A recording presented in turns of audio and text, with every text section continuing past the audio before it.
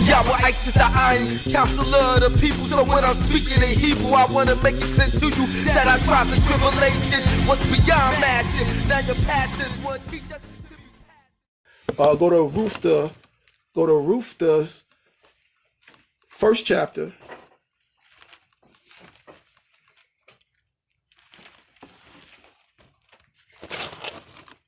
And start at verse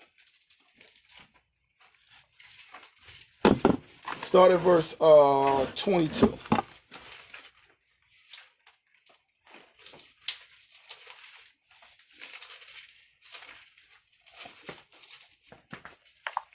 So now everybody get it, say con. Con. The book of Ruth, chapter 1. The book of Ruth, chapter 1, verse 22. So Naomi returned, and Ruth the Moabitess, her daughter-in-law, with her, which returned out of the country of Moab, and they came to Bethlehem in the beginning of the barley harvest. Right, so the beginning of the barley harvest is what? The beginning of the first fruits, when the first fruits is beginning, all right? Jump down to the second chapter and start at verse,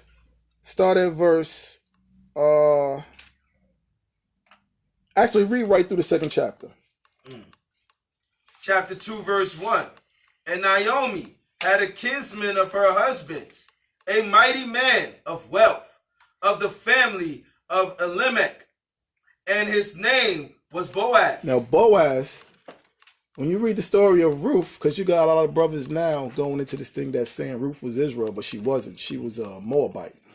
She wasn't an Israelite. But you know, nowadays doctrines go left and right. When you read the story of Ruth isn't even talking about Ruth. It's talking about the barley harvest, and it's talking about the lineage of Yahushua.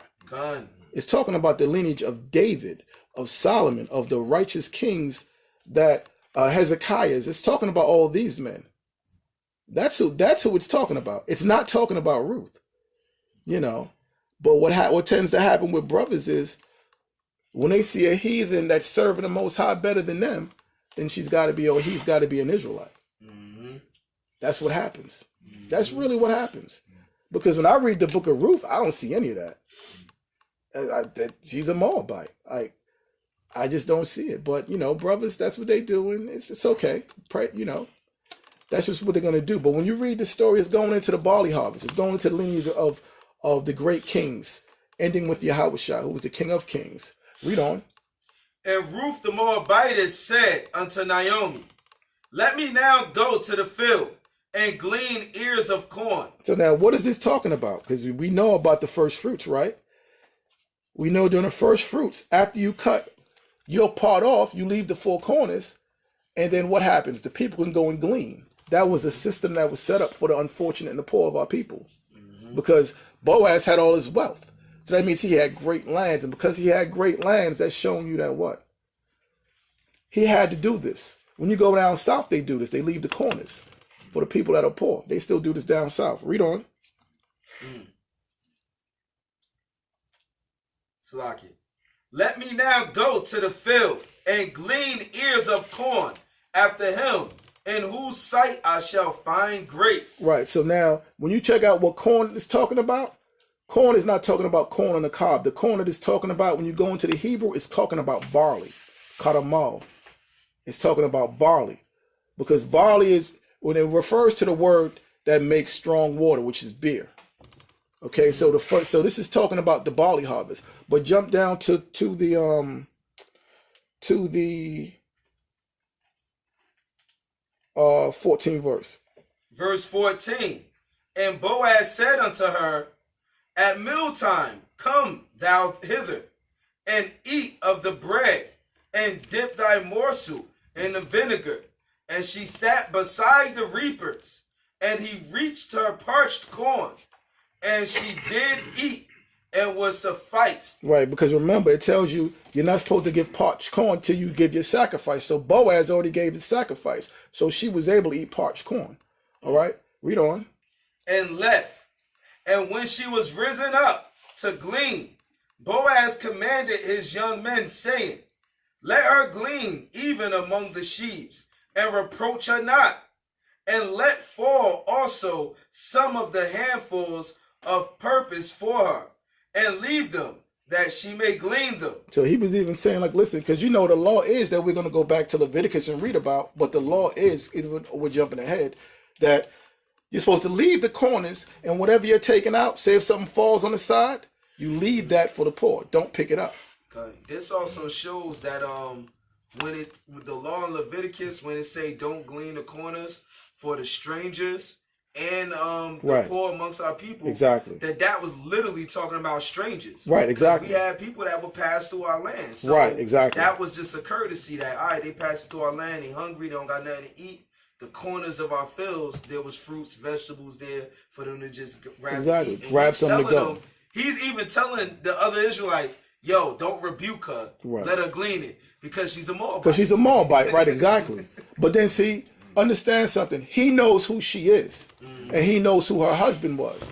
So he knows what he has to do, because it was about preserving the lineage of his kinsmen. Read on. Actually, jump down to 21. Verse 21. I'm sorry, Joe. Verse 20. Verse 20. And Naomi said unto her daughter-in-law, Blessed be he of Yahweh, who have not left off his kindness to the living and to the dead. Right. And Naomi said unto her, The man is near of kin unto us, one of our next kinsmen. Right. So it's letting you know he's next of kin. And this is why he's doing it, because now that he knows who he is, he understands that if nobody wants to deal with her, that because his next of kin was married to her, he has to preserve his brother's seed. Because his brother died without children, without a male heir.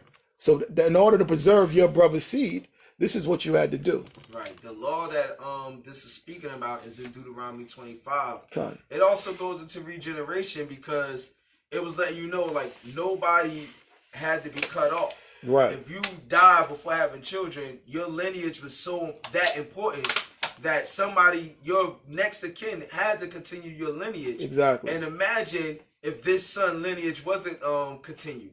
This was the lineage Yahushua came through. We have no savior. Right. So that's how important this man's lineage was, not to be cut off. Exactly. Because the Most High already had it predated that Yahushua was going to come through his lineage. So when you read this story, you know, you're not even, Ruth is just secondary. The story is secondary, but then it's going into what? The barley harvest and the wheat harvest, as we're going to read. It's giving you an understanding on the first fruits. Because we're going to go ahead and we're going to go to Exodus, then we're going to jump back to Leviticus so you can understand the whole thing after we read it over. Read on. Verse 21. And Ruth the Moabitess said, He said unto me also, Thou shalt keep fast by my young men until they have... Maidens. Oh, Salak, go ahead. Thou shalt keep fast by my young men until they have ended all my harvest. Right, so until he ended all the harvest, meaning the barley harvest and the wheat harvest. Because the barley harvest was the first day. So he did that already. So now he's saying, stay fast by my young men, because what's going to happen? You're going to be able to reap the second to 50th day also, which will be the wheat harvest. Read on. And Naomi said unto Ruth, her daughter-in-law, It is good, my daughter, that thou go out of his... Salakia. And Naomi said unto Ruth, her daughter-in-law, It is good, my daughter, that thou go out with his maidens, that they meet thee not in any other field. So she kept fast by the maidens of Boaz, to glean unto the end of barley harvest and of wheat harvest, and dwelt with her mother-in-law. So it tells you it's the barley harvest and the wheat harvest.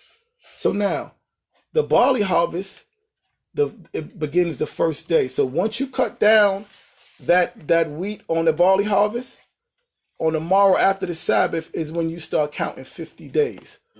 That's why I go to Deuteronomy quick fast, the 16th chapter. It's going to explain what this is talking about.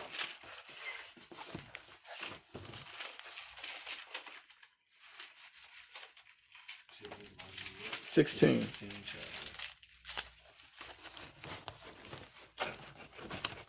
Because if you notice, all the feast days have a definite date. Like when you talk about the Passover and the unleavened bread, that's the first month, the 15th day. The day of Simon is the second month, the 23rd day. You talk about the memorial blowing the trumpets, the 7th month, the first day. The Day of Atonement, the 7th month, the 10th day.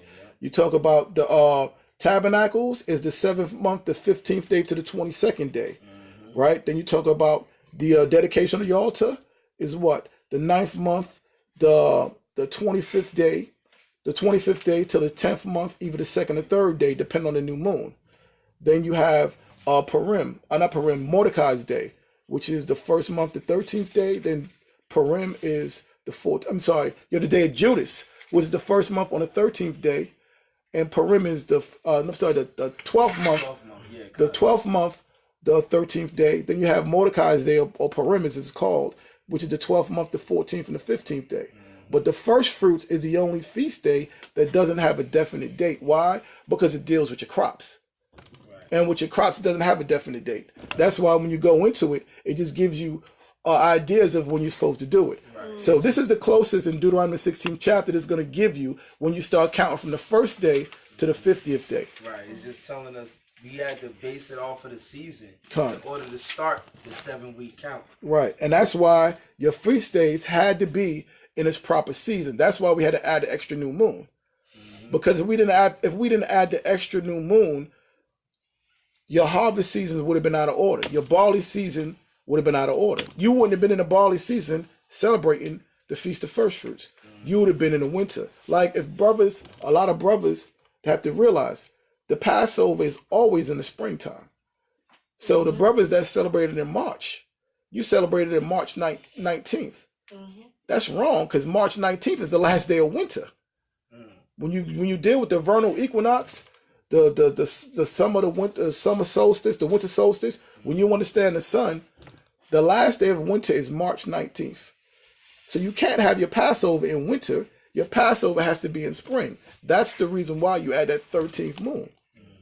Because your Passover can't be out of season. Because if your Passover is out of season, then your first fruits is definitely going to be out of season.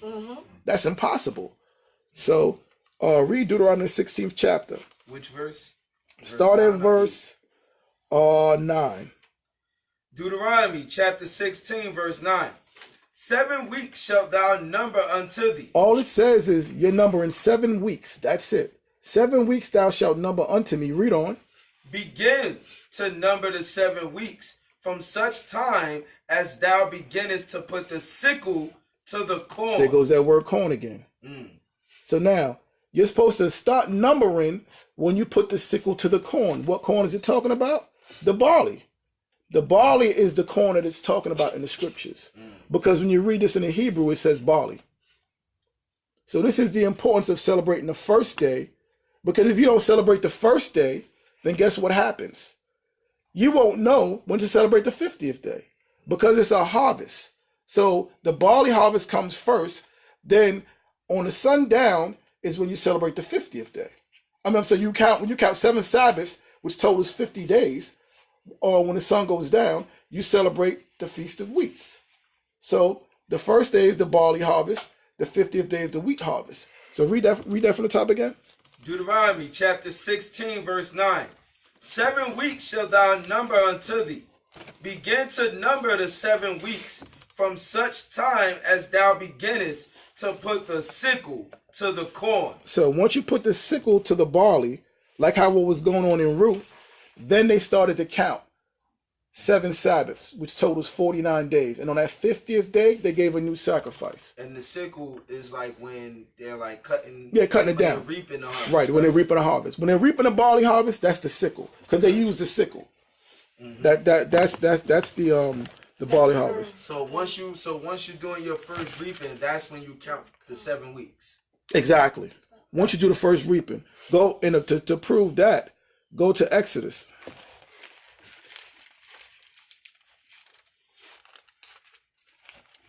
Exodus, the 34th chapter.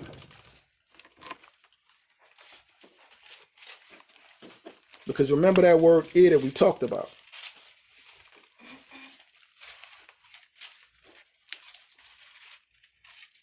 What verse? The 21st verse. Everybody got it? Exodus chapter 34, verse 21. 6 days thou shalt work, but on the seventh day thou shalt rest. So now we know 6 days thou shalt work, right? The seventh day is a day of rest, which is what? A Sabbath, correct? Read on. In earing time and in harvest. So in earing time is what? When you put the sickle to the corn. Remember, barley, when it's first grown, it's in the ear. Once earing time comes, what are you supposed to do? Cut it down. Everybody understands that, right? So it says in earing time, what should you do? Cut it down. In earing time and in harvest, thou shalt rest. Right, so in earing time, which is the first day, because you're cutting down the corn. And in harvest time, which is the 50th day, you're cutting down the wheat. Thou shalt rest. So it makes those days what? Sabbaths. Because when you go through what we're about to go through, because we're going to go back to Leviticus, the 23rd chapter, we just didn't wave the corn and that was that. It was a whole ceremony that was done. And every man in Israel had to do it. If you was able to bring your crops to Jerusalem, you had to do the ceremony. That's why it was a Sabbath day, because it was a ceremony that every individual had to do. So go back to Leviticus, the 23rd chapter, so we can really go into what was done and why it was so important that we celebrated the first day as well as the 50th day.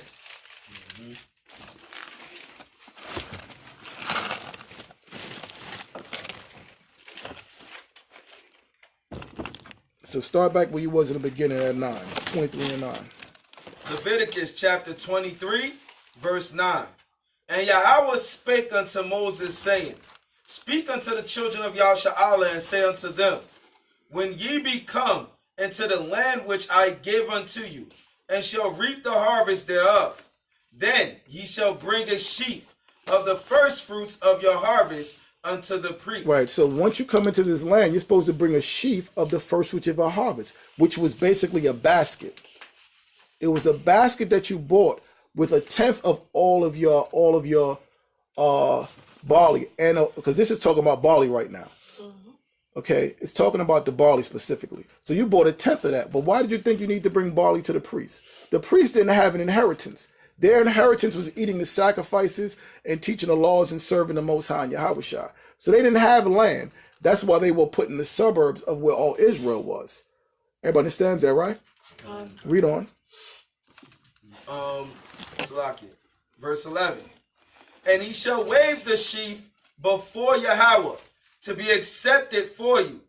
And the morrow after the Shabbat, the priest shall wave it. So now it says, he shall wave the sheaf before you to be accepted of you on the morrow after the Sabbath, the priest shall wave it. So it just seems like, oh, he just waved the sheaf and then that was that.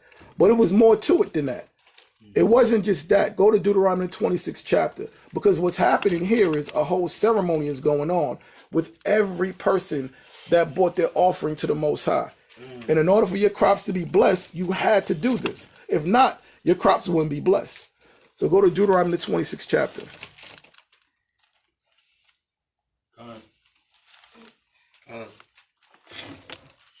What verse? Start at verse 1. Everybody have it? Deuteronomy chapter 26, verse 1. And it shall be, when thou art come in unto the land which Yahweh thy power giveth thee for an inheritance, and possess it, and dwellest therein, that thou shalt take the first of all the fruit of the earth, which thou shalt bring of thy land, that Yahweh thy power giveth thee, and shalt put it in a basket. So now, doesn't it sound familiar? It sounds like what we just read in Leviticus, correct? So now here is where it's going into more detail with what went on, the transaction between the priest and the person bringing that sheaf, which is the barley harvest.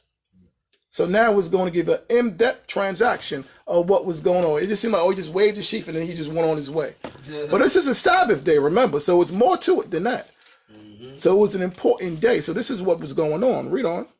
And shalt go unto the place which Yahweh thy power shall choose to place his name there. So during this time period, now we got the temple up, which is right there. During the time period of the makeshift temple, which is over here, that could have been anywhere, because the temple back in the days before we were established in Jerusalem, this temple traveled all around Israel.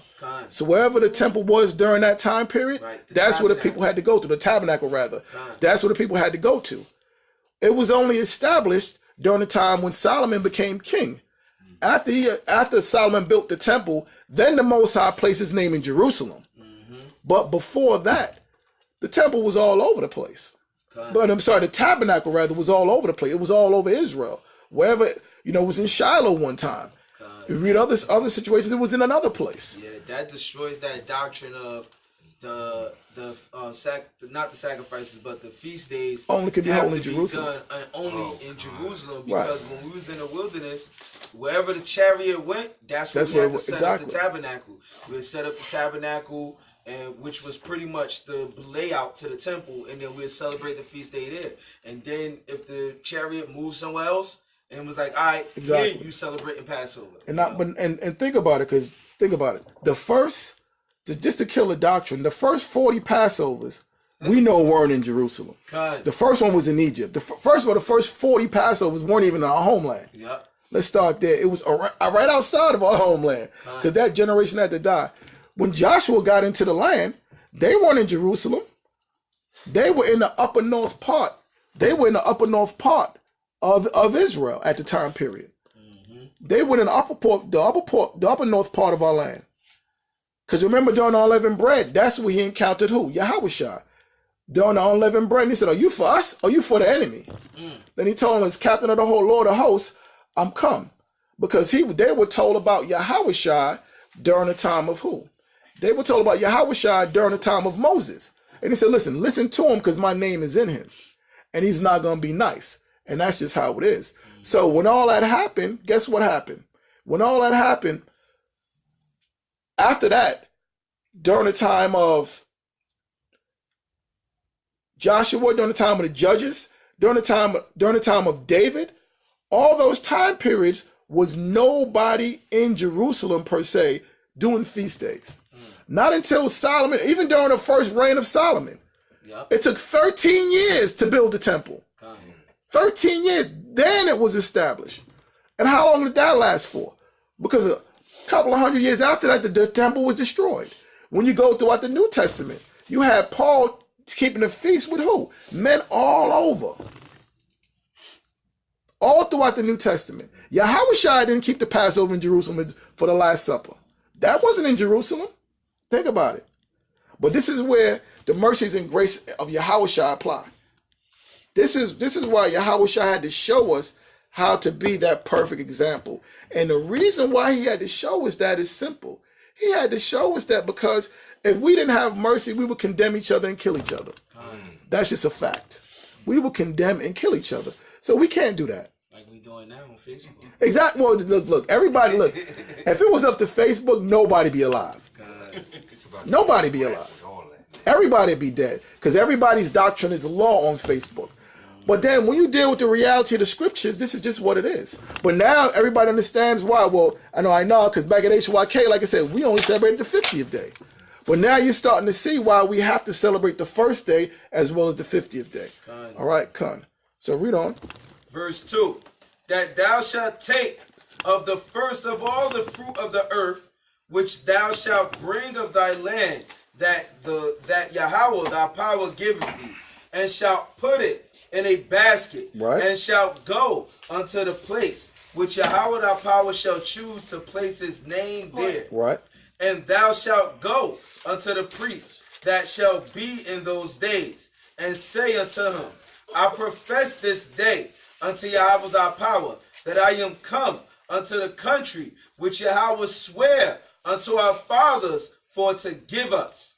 And the priest shall take the basket out of thine hand, and sit it down before the altar of Yahweh thy power. So you see what's going on here? It's just a whole ceremony. This is why this day is a Sabbath day, because this was a ceremony. This is a whole ceremony that's going on between men and the Most High. Although it's an individual ceremony, this is how our first fruits become blessed. Because if we didn't do this, guess what? Your crops were going to be suffering. Whether through lack of rain, locusts, and locusts was a killer back then. When the Most High sent locusts through, nothing, that was it. You ever seen a swarm of locusts come through? Everything goes in minutes. Everything goes. That's a fact. Locusts are some vicious animals. And I heard they taste good too, but we'll find that out in the wilderness. I don't want to know about that now. Grasshoppers. Grasshoppers, some certain beetles. I deal with that. I'm not on that level yet. I'm not gonna lie. Hey man, if Issachar making it like the way he did it, man. Well, listen. Put it like this. All I'm gonna say is this: if for some reason it's a famine in America and a swarm of locusts come, I'm gonna break out the net. I'm gonna keep it real. I know that's the Most High then. He like, yo, what you gonna do? You gonna eat this or you gonna starve?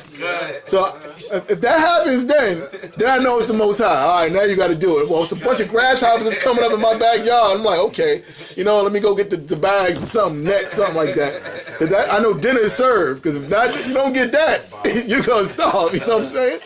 Then I'll be on YouTube like how to cook grasshopper. I don't mind then, you know what I'm saying? How to cook locusts. Yeah, it's good then, you know what I'm saying? So it's all good. But you see the ceremony that's going on. This is what was taking place on the first day of the first fruits as well as the 50th day. Because remember, what we're reading in Leviticus is only the first day. So this is what happened on both days though, what you had to do. Because you wanted your barley to be blessed, but then you also wanted your wheat to be blessed. Read on. Verse 5. And thou shalt speak and say before Yahweh thy power, a Syrian ready to perish was my father. Which was talking about Jacob. And he went down into Egypt and sojourned there with a few and became there a nation, a great, mighty, and populous. So understand what's going on. Now, this is what the person giving the basket to the priest has to say. Everybody has to say this. So when we get reestablished in the kingdom, this is what we're going to be saying. This is not going to change. It's just going to be reestablished. So you might want to write this down now. Because it's already written. Yeah, it's already written. So you might want to start. Your brothers might want to start reciting this. Because when you get that land, this is what you're doing. Like we talked about it. This is what you're going to be doing. This is what we're going to be doing in the kingdom. We're going to be reciting this. Read on. And Jacob is one of the forefathers of the promise. Without Abraham, Isaac, and Jacob, and the promise the Most High gave to them, Israel is supposed to have been done. We supposed to have been eliminated. Read on. And the Egyptians evil entreated us and afflicted us and laid upon us hard bondage. And when we cried unto Yahweh thy power of our fathers, the Adonai heard our voice and looked on our affliction and our labor and our oppression. And Yahweh brought us forth out of Egypt with a mighty hand and with an outstretched arm and with great turbulence and with signs and with wonders. And he hath brought us unto this place and have given us this land, even a land that floweth with milk and honey. And now, behold, I have brought the first fruits of the land, which thou of Yahweh hast given me. And thou shalt set it before Yahweh thy power, and worship before Yahweh thy power. And thou shalt rejoice in every good thing which Yahweh thy power hath given thee, and unto thine house, thou and the Levite and the stranger that is among you, when thou hast made an end of tithing all the tithes of thine increase, the 3rd year, which is the year of tithing, and hast given it unto the Levite, the stranger, the fatherless. Well, that's going into, because we couldn't touch the crops during that time period. We couldn't touch anything for 3 years when we got into our land, because we had to make sure everything was growing the right way.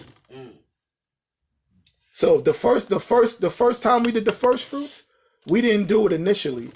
Once we took our land and we conquered it and we planted things the way we, because remember, we got into that land, what do we have to do a lot of? Breaking down idols. We had to destroy a lot of that stuff because it was defiled.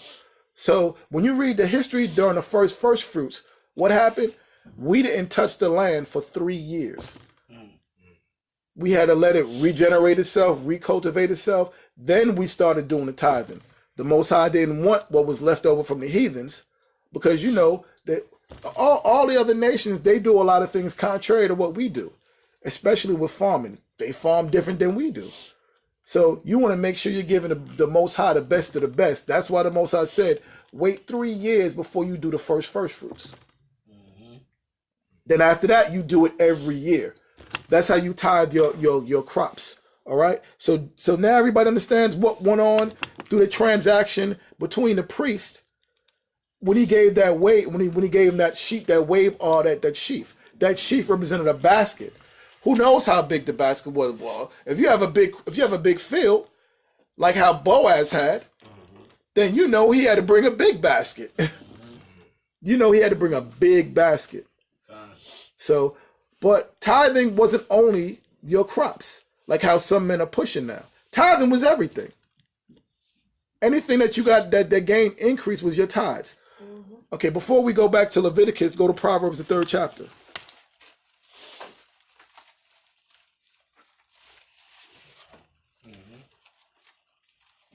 Just to show that what? Tithing wasn't just only crops. Everything that we dealt with, we was tithed. You know, because think about it when I always say this, when Abraham came back from the spoil and Melchizedek came to meet him, what did he give him? He gave him 1/10 of all. So if tithing was only crops, you can't make me believe that Abraham only raided a field, a barley and wheat, and just bought that. He took everything from those kings that had Lot, everything from them. And he gave 1/10 of what he earned. Read on. Proverbs 3 verse 9. The book of Proverbs, chapter 3, verse 9. Honor Yahweh with thy substance. So it says, honor the Most High with thy substance. Substance means everything you have. This doesn't mean one thing. It says your substance. That's a general statement. It's just not saying honor the Most High, which is this. Your substance is everything that you have. When we were building the tabernacle and the Ark of the Covenant and everything, people gave their substance. They gave their gold, their jewelry, their materials. They gave their substance. So we're supposed to honor the Most High with all our substance, not just one thing. Everything we have. Because, if we don't, how is priests going to survive? If they don't have inheritance, if they don't have land, they only are allowed to do the sacrifices and partake in whatever family has to do with the pertaining to the services or pertaining to the office of the Levites. Because every Levite wasn't a priest. Only the sons of Aaron were priests. But Levite families, they all had different offices pertaining to the priesthood. So read on. Honor Yahweh with thy substance and with the first fruits of all thine increase. So it says, and with the first fruits of all thine increase. So anything you get, because also during this time period, we tithe the wine, we tithe oil also. It wasn't just the wheat harvest. We tithe all these things. Read on. So shall thy barns be filled with plenty. Right. So it says, so shall thy barns be filled with plenty. When you had a barn, because that's where you stored your barley and your wheat. So it says, so shall thy barns be filled with plenty. By honoring the Most High with your substance, your barns are going to be plenty. So this is the reason why we gave our first fruits. So the Most High would bless your barn and you'll have plentiful for the whole year. Read on. So shall thy barns be filled with plenty, and thy press shall burst out with new wine. And your wine presses are going to have fresh wine. So it's letting you know it just wasn't your tithing of what? Crops. We tithed everything. So go back to Leviticus, the 23rd chapter, and start back at the 11th verse.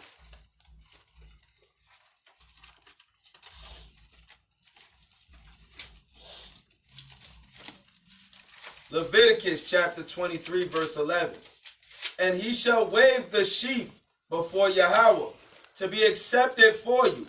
On the morrow after the Shabbat, the priest shall wave it. So now we know that what happened that day, it was a ceremony.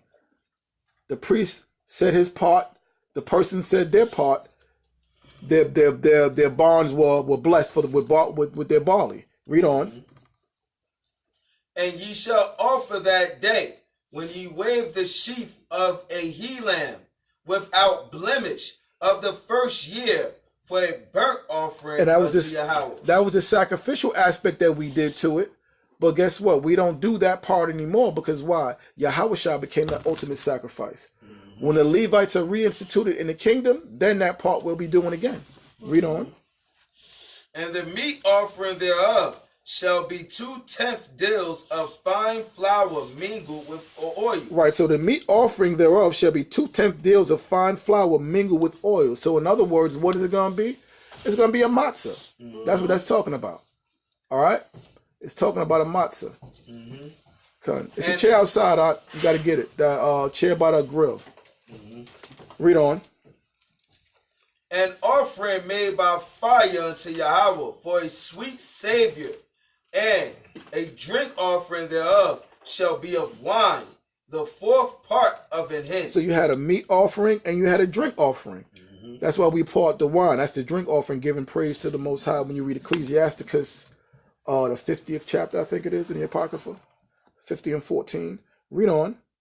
And ye shall eat neither bread, nor parched corn, nor green ears, until the selfsame day that ye have brought an offering unto your power. Now remember, during the time of Ruth, they ate the parched corn. Why? Because Boaz already gave the sacrifice.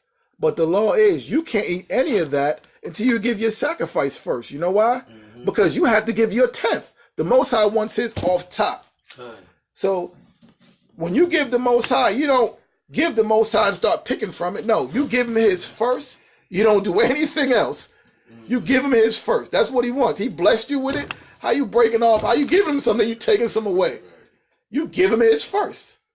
That's why I said you can't eat parched corn, nor green ears, nor bread. Because what do you make barley with? Bread. You make bread with barley or wheat. Right. So the Most High even was specific of what harvest too. Because, exactly. You know, people feel like, I be going hungry, but the Most High said specifically these. Right, exactly. You can't eat these until you do your offering for Pentecost. Exactly. That's what it is. You can't do anything until you do that offering. And if you did, then your barn won't be pressed with new wine. You just wouldn't. You'll be your crops would be cursed that year. So then, when we was reading in the book of Ruth, that was dealing with the first day, right? Exactly. His sacrifice. With the right when it says then when it says he even allowed to eat the parched corn. They had parched corn. That's because he made his sacrifice. Right. Once he made his sacrifice, that means he gave the Most High his first. Then he's allowed to eat parched corn. What do they mean by parched? It's like roasted. It's like a roasted. All right. So read on. Salakia, what verse? The next verse was 15. I'm Verse sorry. 15. Right, 15. Come on. No, actually, read the bottom of 14. Which says it should be a statue. Verse 14. It shall be a statue forever throughout your generations in all your dwellings. So although we don't have farms and things like that now, we're still supposed to celebrate the feast day. Because even during the time of Yahushua, what happened? We didn't have that. During the time of Yahushua, our land was basically taken from us. So we didn't, everybody didn't have their land the way they were supposed to have their land. You see what I'm saying? Everybody didn't have their crops lined up like that. Because who are we occupied? Who was our land occupied by? During the time of Christ and after Christ. The Romans. The Romans had our land. The Romans had our land, so men weren't really doing it on a high level like how they were supposed to. But you're still supposed to honor the day, the first day and the 50th day. You're still supposed to do it. You understand? Read on. Salakia. Okay. Verse 16. 15. And ye shall count unto you from the morrow after the Sabbath, from the day that ye brought the sheaf of the wave offering, 7 Sabbaths shall be complete. Now remember in Deuteronomy 16th chapter, it says, when do you begin to count? You begin to count when you put what? The sickle to the corn. So once you put the sickle to the corn and you give your offering, then you can eat your parched corn or whatever. What happens is this. This is when you start to count. And then you count 7 Sabbaths to be complete. Now for brothers that have new moon issues, as far as they believe the new moon is the beginning of the first day of the week. If the new moon is the first day of the week, and then the week starts with that, you'll never be able to do this feast day. And the reason why you'll never be able to do this feast day is because a lunar calendar is 29 to 30 days. Oh, I'm sorry, 29 and a half days. That's what a lunar calendar is, right? So now, if your first day of the week would be, say, our Thursday, when you count 30 days, 29 days, 9 times out of 10, your next first day of the week can end up on a Friday. Then you have to start counting 7 days from there, because you know that doctrine's going out like crazy. But they would never be able to celebrate this feast day. But we just read up above, it says you're supposed to celebrate this feast day in what? All your dwellings throughout all your generations. So this has to be celebrated. Mandatory to be celebrated. So read on. Verse 16. Even unto the morrow after the 7th Sabbath shall ye number 50 days, right? And ye shall offer a new meat offering unto Yahweh. And why do you have to offer a new meat offering? Because that is what? The wheat harvest. The first day is the barley. The 50th day is the wheat. You see that? And that's why with Ruth, he told Ruth, like, listen, hang around for the barley harvest, but as well as the wheat harvest. Oh. That's why he told her that. Because now on the 50th day, you got to send up what? You got to come back with another offering, do the same exact thing, and then guess what? Then your wheat will be blessed. Right. So when he was allowing her to eat, that was dealing with the barley. The barley. Right. Then when he said for her to hang around, and then Naomi told her, listen, work with the maidens in the field and all that, that was for exactly. That was for, because remember, once Boaz took his and gave his sacrifice, whatever was there was just for the stranger. But now the wheat's grown in another field, because you never put barley and wheat together because we didn't mingle our seed. So the wheat's growing over here. So that's when you knew to put, once you put the sickle to the corn, that's when you knew to count the 50 days. Because in 50 days, your wheat will be fully grown. But see, this is the science of the Most High. All right? You have to understand farming to understand how your barley and your wheat are going to equate to 50 days. Because you plant your barley before you plant your wheat. But you have to make sure you line it up good. You said that we gotta give the ground rest for 3 years, and after 3 years, we do a first fruits every year. Right? No, what happened? I'm gonna tell you what with that. When we first got into our land, the main thing we had to do was destroy all the idols and burn a lot of things. Why? Because the place was defiled with the heathen. And what did they have up? A lot of idols set up. They had idols all over our land. The way we grow crops is different from the way the other nations grow crops. What the nations tend to do with their crops, they mingle a lot of seeds. A lot of the nations mingle seeds. To where with Israel, it tells you, you're not supposed to mingle your seed. So you can't like, you have certain fruits like nectarines. You have certain fruits that are two seeds that were planted and spliced together and grown and mingled together, and they created another fruit. Like, for example, broccoli. We ate broccoli for years. We found out broccoli is a hybrid. Broccoli is a hybrid. Broccoli is kale and cauliflower. So we're not supposed to eat broccoli, but for years, I was eating broccoli. Or carrots was. You know what it is? Certain carrots are, certain carrots aren't. But certain carrots are a hybrid. Like certain tomatoes are hybrid. like something called the what is that? The lettuce, the one that's watery. What's it called? I think it's called the most cheapest lettuce. Right, Iceberg. right. The iceberg. Yeah, that's Right. between The- cabbage and something else. Exactly. Like, so much alike. Right, exactly. So according to the law, we're not supposed to eat hybrid fruit and vegetables. Absolutely. I'm just trying to get an Right. understanding. Okay, right. So now, when we came into the land, the Most High didn't want any of that food, any of the fruits from the heathen. He wanted us to start fresh and till the ground. So that's why he said, wait 3 years before you give me your first fruits. Why? Because I don't want any of that stuff from the heathens. Giving me something from the heathens is not your first fruits. So if we were given land and you come into that land and they have strange fruit here, things growing over here, you know, that's not right, or it's not in accordance to the way we do things, you're going to want to change that around. And so when so the land was ours from the start. You know, they were just inhabiting it. We don't know why they was there, but they were in it. You know, they were in it. But when it was time to get them, whenever you move into a place, what do you have to do? You make it to where you like it.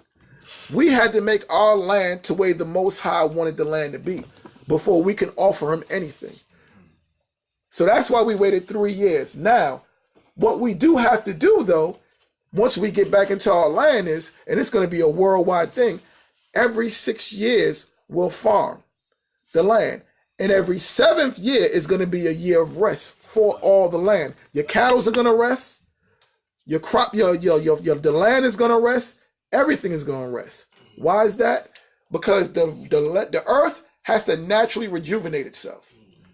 And the Most High said in that 6th year, he's going to double your crops. Everything's going to be double in that 6th year. Just so in the 7th year, what? The land can rest itself. So it's like never letting the land. It's like, but listen, when you read in the book of Numbers, when we were spying out the land, it took 2 men to carry a cluster of grapes. Now take your finger. Little Jerry can grab some grapes up with his finger. You know what I'm saying? That's how small it is now. Just imagine. Back then, it took 2 people to carry 1 cluster of grapes. Now you can carry them with your finger. Because the white man ain't letting none. Nobody sleeps with the white man in charge. Nobody rests with the white man in charge. That's just a fact. And that's why the scriptures goes back. When you read in Romans, it says what? The whole creation groaneth, waiting for the saints to wake up. I got a scripture. Even the land's like, yo, what y'all gonna do? Looking at you. Exactly. Animals and everything looking at you. I was telling you, I'm getting chased by the peacock up in Turtleback. You know what I'm saying? That peacock following me like I shouldn't be up there. Go ahead, Doc. Yeah, I wanted to read the scripture. Go on. 2nd Ezra, chapter 10, verse 9 and 10. Go on. For ask the earth, and she shall tell you that it is she which ought to mourn for the fall of so many that grow upon her. For out of her came all at the first, and out of her shall all others come. And behold, they walk almost all into destruction, and a multitude of them is utterly rooted out. So, you know, I pulled this scripture. This scripture is actually talking about man coming from earth and everybody that dies on top of the earth. But to show you how the Most High even refers to the earth as a woman, and how she's the one that should be in mourning, because she watched the earth is pretty much surviving all of the evilness from the wickedness of Cain killing his brother Abel up until now. The earth is enduring all of this hardship, man. It's a serious thing. It's a serious thing. So the creation is seeing everything that goes on, and they looking at us like, yo, what are y'all gonna do? And that's just how it is. I was watching this show on it was a nature show. It was on Netflix, and I didn't even realize that the Most High had the way how the Most High has the North and the South poles with the polar ice caps and everything, and how he has the what we call the oceans, but they're really the 7 seas. There's a balance in that, and because of global warming, that balance is going up. Like one thing washes the other. Like there's a certain amount of forests in forests and deserts in the earth, and they all balance each other off. The way the Most High has like he have a certain amount of forests, then a certain amount of deserts in the earth, and it's equal to each other. Where it creates the perfect balance. The perfect balance. For Earth. Exactly. Exactly. Where it creates the perfect balance. So it's supposed to be a certain amount of ice on the north and the south poles, right? And a certain amount of water that's able to freely flow. And because the polar caps are melting at a rapid rate, that's how. And look, if the Most High was to never come back, which we know that's not gonna happen, most of the earth will be underwater. That's why they made the movie in the 90s called Waterworld. Because they know they're destroying the earth. And people thought like Waterworld was a crazy movie. Because they know through the destruction of the earth. That was back in the 90s with Kevin Costner. I know. But that was a Illuminati picture. Like how they had the Planet Apes and all the movies. That was a picture just to show what's gonna happen if that's basically another scenario. The way they're raping the oil out of the earth, the way they're putting all the emissions in the earth with all of the gas and everything and the pollution in the earth and everything, they know that one of the scenarios that can happen is that most of the earth could be submerged with water because the polar caps are melt. And if the polar caps melt into the rivers, into the 7 seas, that rises, which means what? The land starts to disappear. So when they made Waterworld, they're showing like, listen, prepare for this, prepare for this. When they make Geostorm, they're saying prepare for that. So when they make all these movies, they're showing their elect, we got to prepare for all these things. And now Trump wants what? He wants a space force. Because now he's picking up. But see, if you understand Donald Trump is just picking up where Ronald Reagan left off. Because if you check out the campaign Ronald Reagan ran off of, it was the same thing Trump is. Make America great again. Ronald Reagan started the Star Wars program. Trump is now doing what? Fulfilling it by creating what? A space force. Because that's another scenario they got to prepare for, the second coming of Yahushua. And they know he's coming. They know he's out there. No, they know he's out there. What do you think the global space station is about? Space pirates, yeah. Right, you're right. Well, we know. See, the average Jake and the average simple heathen in the earth, they'll believe anything. Yeah, we got to worry about the space pirates. Because see, that's why they push the movies like the Avengers out there. Yep. That's why they push these movies hardcore. Because they got men thinking Thanos is out there. You got cats thinking Thanos, Loki, all these cats. Yeah, exactly. But this is what they have men thinking though. They thinking Thanos is out there, and that's what Marvel's purpose is. Marvel's purpose is to make you think there are other entities and other worlds and other realms out there. With all these movies going on, this is what they want to make you think. So then, this is why we got to build a space force. On that. We about to smash Marvel. Exactly. You better smash him. I got another scripture. Go ahead. This is the book of Isaiah, chapter 14, verse 7 and 8. The whole earth is at rest and is quiet. They break forth into singing, yea, the fair trees rejoice at thee, exactly. And the cedars of Lebanon saying, since thou art laid down, no fella has come up against us. And who's the one that's laid down? The so-called white man. The so-called white man has to be laid to rest. In order for the earth and the fir trees to rejoice, exactly. The Most High and Yahushua has to lay the white man down. God. Lay him down. Beat him down to the dust of the ground. And like it was talked about in Ezra, they're going to return to the dust. They're going to return to the dust. David said, look, he beat his enemies to the dust in the name of the Most High. He rejoiced in that. So now, we're still going into the first fruits. Go to Deuteronomy, the 14th chapter, because we have to cover all angles of the first fruits. So this is what was to happen if, during the time period of the tabernacles, or even during the time period of Solomon, if you lived in a far place and you couldn't make it to Jerusalem, because we all know what crops do what? Spoil. Crops spoil. Once we gave our first fruits, we preserved our crops. But when you were making that journey, the Most High don't want them preserved. He wanted it fresh. The Most High wants his off the top. Let the Levites do what he wants to do with it. So now if you lived in the northern part of Jersey, I mean Jersey, Jerusalem. I mean Israel, Jersey, New Jerusalem, right? New Jerusalem, right? If you lived in the northern part of the land, and during this time period in ancient times, the tabernacle was down in the southern part of the land. It was something that you had to do because by the time you would get from point A to point B, or if you live up where Manasseh's at, and you can't make it down where Jerusalem's at. That's too far of a journey. Too far of a journey. So what's going to have to happen?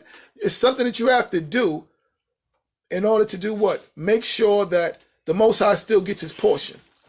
So go to Deuteronomy, the 14th chapter. Verse 22. Verse 22. Say come when y'all Actually, no. Go to verse, 22. Alright. Deuteronomy chapter 14, verse 22. Thou shalt truly tithe all the increase of thy seed. So what does it say? All the increase of thy seed. So not only your barley, not only your wheat, you tithe all of that. All your crops you tithe because the Levites didn't have farms. So you needed to take care of who? The Levites. That's what we needed to do. Read on. That the field bringeth forth year by year. Right.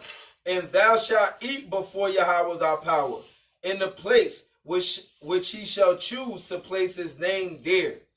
The tithe of thy corn, of thy wine, and of thine oil. So now it says what? The tithe of thy corn, thy wine, and thy oil. So when men are saying, oh, tithe is only crops, no, well, the scriptures don't say that. It says that wine, and you got to tithe your wine too. How is the priest going to give the drink sacrifice?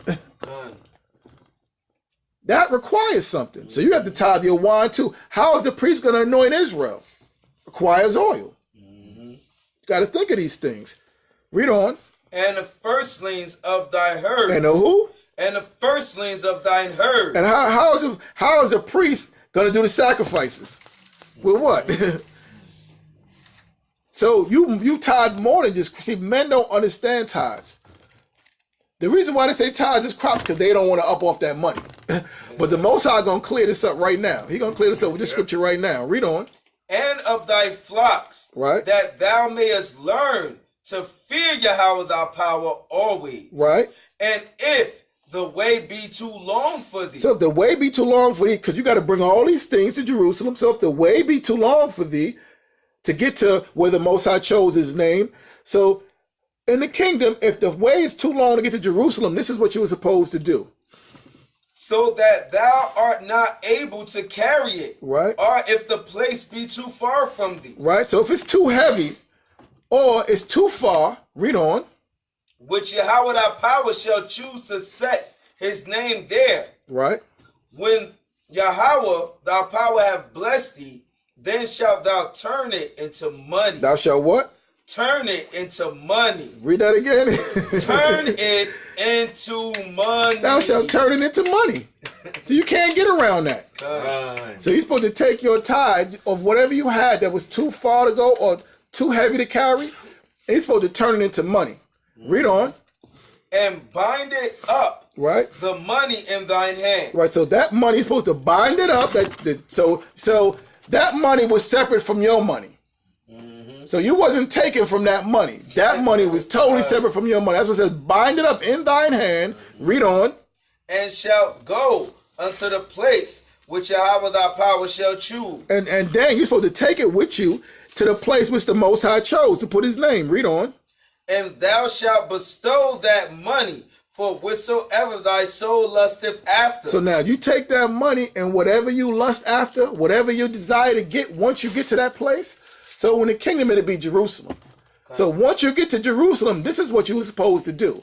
Whatever your soul wanted or lusted after, in righteousness, of course, read on. For oxen, right? Or for sheep. So what you did when you got there, you bought ox, you bought sheep, but you did it for a reason. Read on. Or for wine. Right. Or for strong drink. Right. Or for whatsoever thy soul desireth. Right. And thou shalt eat there before Yahweh thy power. So what you did, you cashed that money in, you brought it to Jerusalem, and you had a party once you got to Jerusalem. You feasted. We feasted once we got to Jerusalem. There you go. There you go. Right on time, right? Right on. The message is from the Most High. You party, damn it. But that's what we did. So you took that money and you partied with it. You went to Jerusalem and you partied with it. God. And that's why I said, and what? tell you who you party with in verse 29. Exactly. And it said, buy whatever your soul desired, what you want there. In righteousness, you got cattle, you got lamb, you got this, you got that. That's what it said, wine and strong drink. Because you know some of you cats, you like smoothies, I like strong drink. Some of you cats need fruit drinks, and I'm cool with that. I like a strong drink. Like you know what I'm saying? I'm a kosher boy. I like it strong. So read on. Go ahead. You want me to go to no, keep reading. Keep reading. Keep reading. Cut. And thou shalt rejoice, thou in thine household. Right. So you in your household. So when you took that y'all partied in Jerusalem. That's what you did, but you turned it into money. Read on. And the Levite that is within thy gates, right? Thou shalt not forsake him. Oh, you better break him off some money too. You better break him off something too. It says thou shalt not forsake him. Good. Because why? The Levite is what?